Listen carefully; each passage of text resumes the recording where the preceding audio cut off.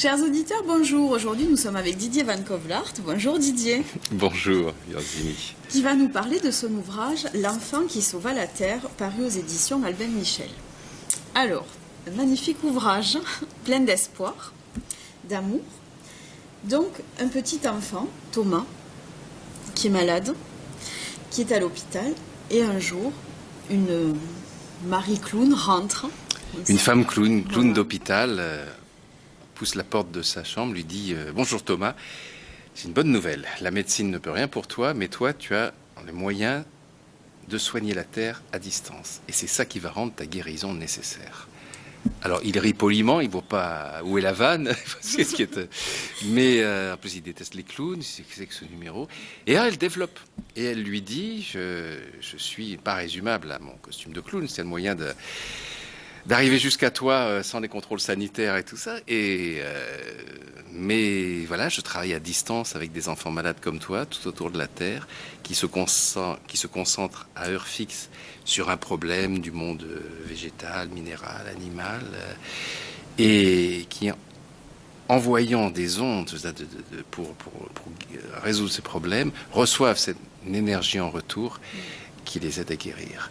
Et donc, voilà ce que je te propose.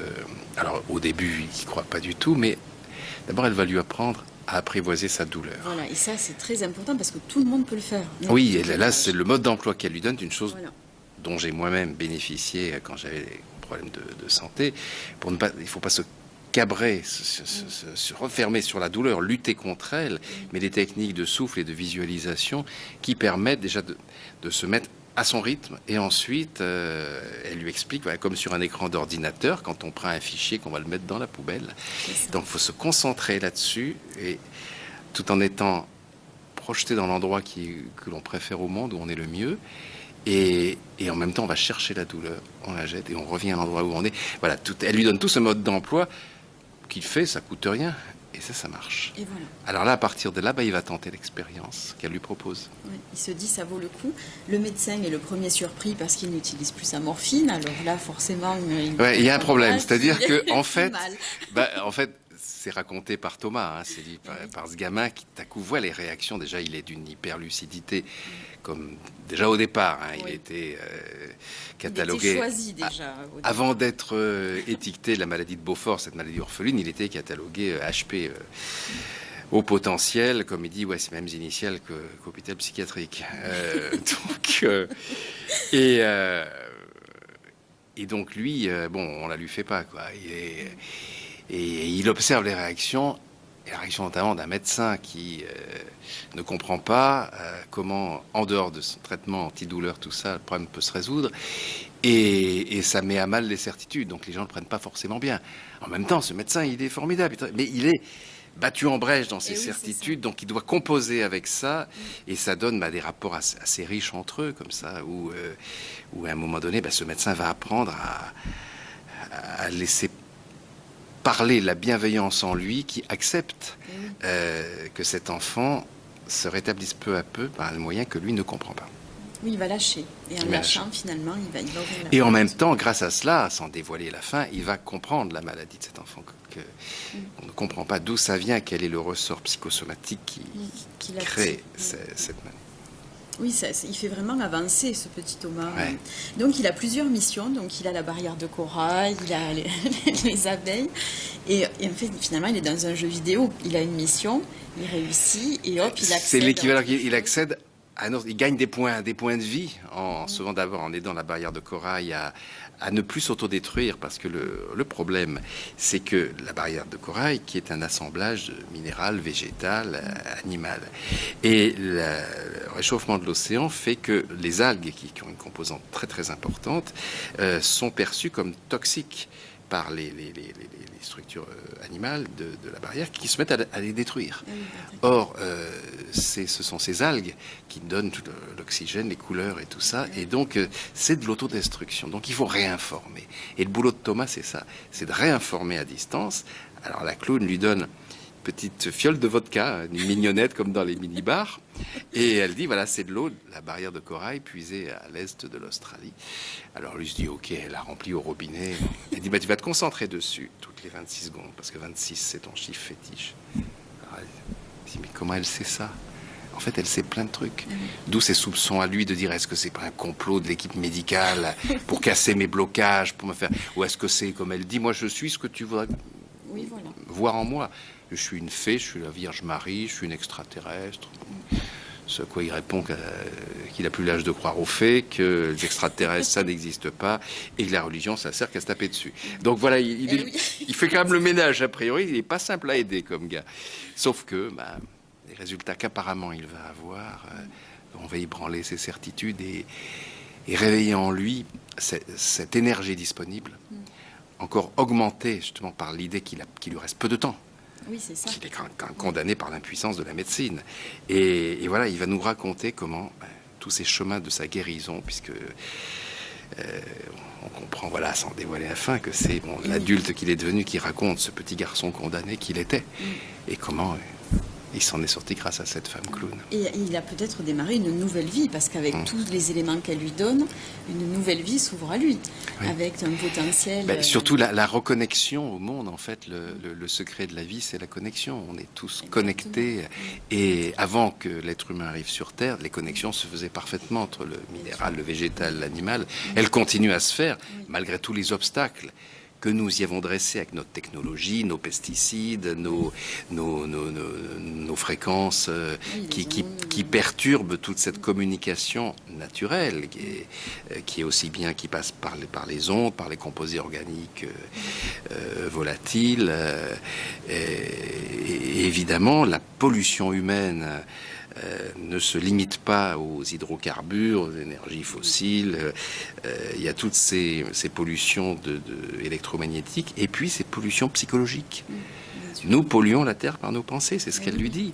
Elle lui dit, c'est pas en répétant que la Terre se réchauffe qu'on l'aide à se refroidir, sans trouver des solutions. Mais pour ça, il faut comprendre comment fonctionne la nature et comment l'être humain, qui a perturbé tout ce fonctionnement naturel, doit non seulement le retrouver, le recomprendre, mais se réinscrire dedans et retrouver sa place.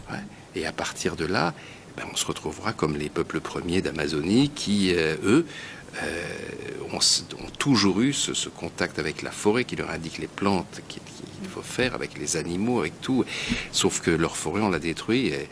Et on apprend des choses dans ce roman qui sont réelles, qui j'aurais aimé parfois que ça ne relève que de ma fiction, mais quand elle lui explique que la cause numéro 1 de la déforestation de l'Amazonie, ce sont les éoliennes, parce qu'il faut ce bois de balsa qu'on trouve là-bas, qui est présent dans toutes les pales d'éoliennes, entre les couches de fibres de titane.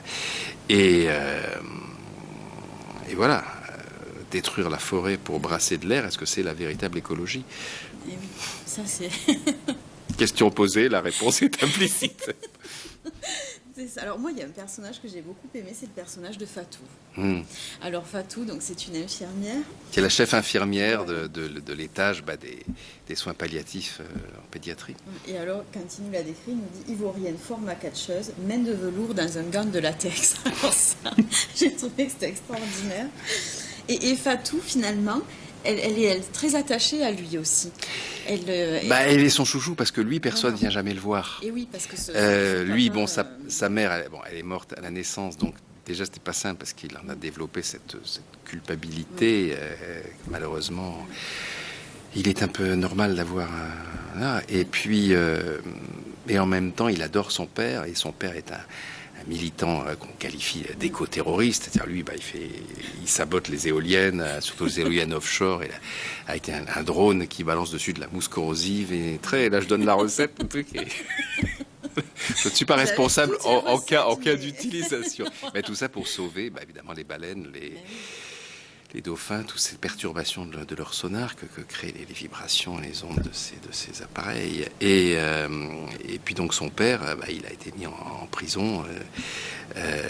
Et donc lui, il est tout seul. Donc évidemment, voilà, Fatou, avec son côté bourru, puisque être infirmière dans un truc comme ça, ça vous condamne. Bon, quand on sait qu'il il y a peu de chances de garder longtemps les patients. Voilà. Donc, on est obligé de se blinder en même temps par l'humour, le côté de Bougon, et en même temps, c'est très bien que ces mômes, ils détestent la pitié, tout ça, ont trop d'émotions. Donc, c'est dans l'humour, dans la vivacité, ça balance des vannes, et voilà, c'est ce concentré de vie extraordinaire qui m'a frappé quand je suis allé dans ces centres hospitaliers oui, parce que et vous j'ai avez essayé rencontré Thomas. Oui, ben, le roman, il est parti de cette émotion. Un jour, je reçois une lettre à l'entête d'un hôpital et dedans, il y a la lettre d'un gamin qui m'écrit sur ma série Thomas Dream. Et il dit, bon, je suis identifié au héros, pas seulement parce que je porte le même prénom. Et il développe, et il m'écrit une lettre d'une profondeur, d'un humour, d'une maturité telle que j'appelle l'hôpital pour savoir voilà, qui est ce garçon, de quoi il souffre, sans briser le secret médical, et si je peux le voir. Et on me dit oui, et je vais lui rendre visite, et voilà, je découvre ce lieu qui après devient le décor du roman, avec ce concentré de vie chez tous ces gamins qui chacun tiennent par un rêve, par une énergie, parce que ceux qui lâchent tout de suite, qui se contentent de suivre le protocole, on sait que malheureusement, oui, ça va très vite. Ils resteront pas longtemps. Tandis que les autres, ils sont tenus par un rêve, notamment sa petite copine. Oui, voilà, c'est ce que j'allais dire, oui. Qui, elle a décidé, Kiri, que voilà, elle dessine tout le temps, c'est une créatrice de mode, et elle a décidé à 12 ans quelles seraient les tendances de la mode jusqu'en 2090. Elle dit la mode, c'est avoir toujours une longueur d'avance. Et elle tient, bon, elle a un faible pour Thomas, et son cadeau d'anniversaire qu'elle lui donne là, c'est un costume de mariée qu'elle a dessiné. Et elle lui dit, si t'es pas ta taille, je te le refais. Donc voilà, il y a tout ça entre ces gamins. Ils n'ont pas les moyens de perdre du temps, de s'emmerder, ils vont à l'essentiel des rapports. C'est l'amour, finalement. C'est l'amour. C'est l'humour, c'est ce qu'on peut vraiment partager, ces circulations d'énergie qui en fait racontent une autre histoire que l'histoire de leur maladie, et qui leur permet de reprendre sinon le pouvoir, le contrôle, du moins le dessus sur ce qui devrait vous faire sombrer. Oui, c'est ça. Et c'est vraiment... Alors, il y a ces périodes de doute, parce qu'il ça fonctionne, mais il se dit non, mais tout est calculé, tout est manigancé. Il y a le doute, évidemment, et tout le temps, et à la fois... Il a l'impression de réenchanter le monde, de sauver des animaux, et puis il se dit mais en fait non, elle s'arrange sur des trucs qui ont déjà eu lieu, elle me fait croire que c'est moi. Donc il est toujours, son esprit critique, comme celui des lecteurs et des lectrices, il est toujours en éveil. Il se dit non, c'est trop beau pour être vrai. Puis à un moment donné, il se dit ben non, si c'est vrai quand même. Oui, mais est-ce que c'était vrai en dehors de moi? Voilà. Oui. Elle me fait croire que c'est moi qui fais ça. Mais... Donc voilà, il y a tout le temps cette circulation de doute entre la volonté d'action, la remise en cause, le doute, l'espoir, l'émerveillement, la révolte, et au final, bon, un livre qui finit bien. On n'en dira pas plus, mais bon, c'est vrai qu'on en sort, ce qu'on me dit avec changer. Et puis, les enfants doivent lire ce livre, parce qu'il s'adresse à tous les âges. Mais moi, je trouve que les enfants, c'est très important. Bah, évidemment, ils sont il faut concernés, les ados, parce que c'est eux qui ont en main, voilà, c'est ceux qui peuvent s'identifier au pouvoir d'action à distance de Thomas, parce que tout ça existe, et tout ça est prouvé scientifiquement. Donc, et même, comme il dit à un moment donné, dans le doute, agissons par la pensée. Et changeons tout par ces ondes dont les preuves d'action sont réelles aujourd'hui. La science prouve dans des enquêtes en milieu hospitalier que les patients sur qui on se concentre, à qui on envoie ou des prières si on est croyant, ou des bonnes ondes si on n'est pas croyant. Même en ne le leur disant pas, voilà. Quand la personne n'est pas et les protocoles qui se font de plus en plus, c'est sur des numéros de lit. On leur dit concentrez-vous sur un numéro de lit, donc ils ne savent pas qui y a dans ce lit, de quoi la personne souffre, mais simplement on lui envoie une volonté, un souhait d'amélioration de son état de santé. Et ça marche dans des pourcentages qui sont énormes. On se limite. Aujourd'hui, l'humain se limite, et c'est dommage. Oui, il se limite par la peur, par le désespoir, par aussi une espèce de volonté de puissance paradoxale qui est la puissance du désespoir et de dire moi on me la fait pas, tout ça c'est du pipeau, voilà tout ce courant très chic, très tendance je sais même plus comment il s'appelle les collapsos, enfin c'est tout ce truc de débilité, c'est-à-dire on est fier de bientôt disparaître et autant accélérer les choses quoi. Enfin, on ne va pas laisser cette pollution supplémentaire aggraver une situation qui est déjà très préoccupante. Mais on parle toujours de ce qui ne marche pas, ce qui est détériore. On parle très rarement de ce qui va mieux. Et il y a des tas de parties de la planète où on a pris des choses en main et où ça va mieux, notamment celles où il y a cette concentration des pensées, de la visualisation, tout ça, cette reconnexion avec le monde vivant, des animaux, de la forêt, de l'eau. Oui, le monde repart. Ouais. Et ne demande qu'à avoir cette impulsion que nous sommes là pour donner. Quitter les schémas vicieux et partir dans le vertueux, tout simplement. Ouais, mais sans se faire avoir par ceux qui vous vendent des cercles vertueux. Pas se tromper d'écologie. Et puis surtout ne pas dire que c'est parce que on roule électrique qu'on prend une douche à la place d'un bain et qu'on s'éclaire grâce à l'éolienne qu'on se chauffe avec des panneaux rayonnants qu'on a réglé le problème. Et que non, c'est pas. C'est d'abord comprendre comment marche la nature, se réinscrire dans ce mouvement d'interconnexion. Voilà. Donc vous parlez dans cet ouvrage du docteur Emoto au Japon qui a fait donc un gros travail sur l'eau et les messages cachés de l'eau d'ailleurs sont un de ses ouvrages. Et c'est vrai que on ne pense pas, mais quand on remplit une bouteille, on remplit 2 bouteilles, une on va lui dire qu'elle va nous faire du bien, on va mettre cette intention. C'est principe dans les églises aussi, quand on bénit l'eau. Et donc, cette intention, on peut la mettre partout. Oui, et puis aujourd'hui, on a tout ce qu'il faut comme appareil pour mesurer l'effet. En effet, vous avez 2 bouteilles, l'une sur laquelle vous projetez de l'amour, de la volonté d'effets positifs, de longévité, des énergies et tout, et l'autre sur laquelle vous projetez de la haine, du dégoût, de tout ça, et vous analysez les 2 eaux qui sont les mêmes au prélèvement, elle n'a rien à voir. C'est-à-dire que bien sûr, il y a cette circulation, on a longtemps refusé le concept de mémoire de l'eau qui aujourd'hui est totalement prouvé, mais il n'y a pas que la mémoire. Et il y a aussi cette réception, cette sensibilité, oui, disons le mot. Et n'oublions jamais que nous sommes composés de plus de 65% d'eau nous-mêmes, et que toute l'information que l'on reçoit passe par l'eau à l'intérieur de notre corps. Donc déjà l'information qu'on nous envoie, celle que nous provoquons nous-mêmes par notre regard sur nous-mêmes, notre état de santé, nos stress et tout ça, tout passe par l'eau. Donc cette rééducation par l'eau est quelque chose de très important. Et il ne faut pas se contenter d'économiser l'eau. Il faut la réinformer et reprendre à travers elle toutes les informations qu'elle est là pour nous donner. Une eau qui a une bonne information et qui a une meilleure structure va nous hydrater beaucoup plus. On aura besoin d'en boire beaucoup moins. Oui. Donc... Et puis, voilà. Et puis toute cette manière de régler les problèmes de l'agriculture qui consomme trop d'eau, où il y a besoin de pesticides. Non, vous pouvez les réinformer directement. Ça, c'est les extraordinaires travaux de Joël Sternheimer sur les protéodies. C'est-à-dire que chaque protéine des végétaux fabrique une fréquence particulière. Cette fréquence peut être enregistrée, transformée en musique et renvoyée à la plante. Et à ce moment-là, ça booste ses défenses immunitaires, sa croissance, sa résistance à la maladie. Et elle n'a plus besoin d'eau.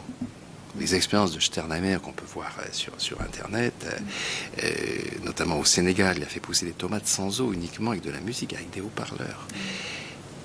Toute l'industrie agroalimentaire aurait dû, à partir des années 80, être totalement bouleversée. Tout le monde a vu ces expériences. Évidemment, ça coûte rien.